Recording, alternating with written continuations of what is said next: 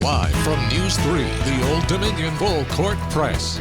Now the calendar has turned to March, the best month of the year for college basketball fans, as the Monarchs look to make a late season push with the Conference USA tournament next week. Welcome to tonight's Old Dominion Full Court Press, an unusual Wednesday night game for ODU tonight. So let's first take a look at how the Silver and Blue are faring. The Monarchs were in Ruston, Louisiana, taking on the Bulldogs of Louisiana Tech. They had an 11-point lead, but the Bulldogs have trimmed it down now to just 2, so we're keeping an eye on that. Well, meanwhile, Monarchs entering tonight on a 2-game winning streak, the latest coming this past Saturday over Florida International.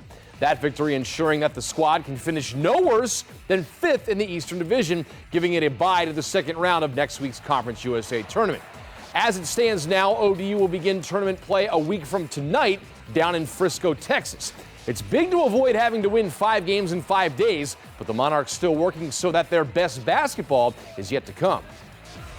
I do think, it was a big win, but, now we've got to make sure that we, again, who knows, can we move up another spot? Crazier things have happened. So the bottom line is to be playing the best basketball we can heading into the tournament down in Frisco. 5 games in 5 days is very hard, so we're going to try to make it 4 in 4 days, which is still hard, but winning the conference tournament is hard. We put ourselves in this position, so now we have to dig ourselves out. And with that Saturday win, the Monarchs sweeping FIU on the season. Well, this week marks the final 2 regular season games for a group of 3 seniors, all of whom did not spend their entire careers in Norfolk, but who made an impact during their time in an Old Dominion uniform. Austin Trice, C.J. Kaiser, and A.J. Oliver are wrapping up their careers. Kaiser and Trice have become the Monarchs' top 2 scorers this season, while Oliver has given Jeff Jones and company strong minutes off the bench. Last season, Oliver leading the team in 3-pointers made, Trice the Conference USA 6th Man of the Year, and Kaiser in his first year at ODU. All 3 leaving their marks on the program during their tenures. CJ has just been with us for 1 year, but obviously, he filled a need. He's come in, I think has had an outstanding season. ODU has been really, really good for Austin Trice. He's played his best basketball here. Last year he was the 6th Man of the Year. And then AJ, just a great kid. He's been able to come in here and, be a really solid contributor for our basketball team.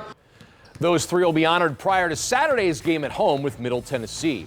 Speaking of Saturday's home game, that's your regular season finale as ODU looks to avenge an earlier season loss to the Blue Raiders. After that, it's off to Frisco for the conference tournament. Again, as of now, the Monarchs begin play next Wednesday. Let's take a look at the standings as we're here in the final week. Middle Tennessee has the Eastern Division top seed locked up. Raiders 13-3 in league play. Western Kentucky, Florida Atlantic, and Charlotte all right there within a game of each other. Old Dominion could still catch Charlotte and move up another spot in the division. Out west, North Texas clinching the top seed with UAB and Louisiana Tech battling out for second. UTEP above 500 in the league as well. FIU, Marshall, UTSA, and Southern Miss will play on the first day of that tournament on Tuesday. Now the final regular season look at stat leaders here on our program. It's still C.J. Kaiser leading the Monarchs in the scoring column. Austin Trice has climbed above 13 points per game. Kalu Ezikpe with more than 11 per outing. To the glass we go. Trice nearing 9 boards per contest, remaining 2nd in Conference USA. Ezikpe has moved above that 7 rebounds per outing mark, with Long approaching 7. Now to assists. Jalen Hunter still up there as the team's leader, 6th in the league as well. Kaiser and Ezikpe both distributing at rates among the tops on the squad. Long continues to lead the Monarchs in steals per game, eclipsing 1.5 per contest. We keep seeing him on these lists as the team's most well-rounded player, and we wrap up with time on the court. Hunter and Kaiser topping the minutes chart, seeing plenty of action each night. Long rounding out the top 3, still seeing plenty of time out there for the Silver and Blue. Now still ahead, the Monarchs making a difference away from the court.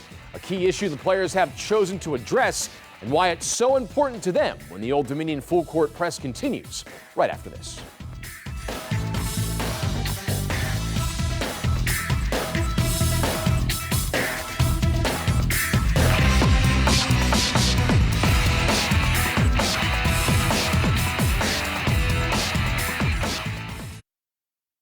Live from News 3, the Old Dominion Full Court Press. Well, thanks for staying with us, everybody. Old Dominion basketball players are known most for their work on the court, but Division I athletes can make an impact to those watching that goes far beyond playing a sport. This year, the Monarchs are taking on a deadly issue, hoping that their message can help save lives. If you attended Old Dominion's game with Florida International this past Saturday, you may have noticed a PSA running on the big screen during a timeout. Think before you act. It's a message that hits home for many Monarchs. When Pastor Swan asked us how many of us have been affected by gun violence, everybody was able to raise their hand. Dr. Kevin Swan is a former Old Dominion basketball player and the pastor at Ivy Baptist Church in Newport News. He also serves as the Monarchs' character coach. It's kind of like a big brother.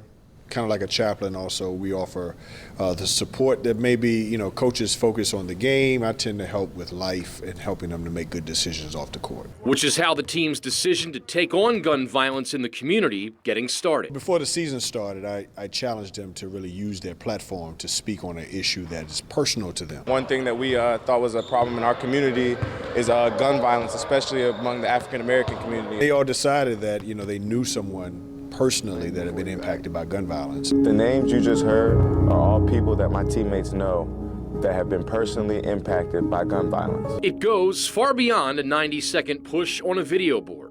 The players are using their platforms to try and connect with area youth. Us mentoring schools like Blair Middle School and stuff like that, I think that really just helped them just know that there's better ways, and thinking before you act is just what we're trying to push. It's important that they're role models, regardless of how many wins and losses, kids look up to them. They want to be where they are as players on a college campus. The Monarchs know they will not get every gun out of the hands of those who should not have them.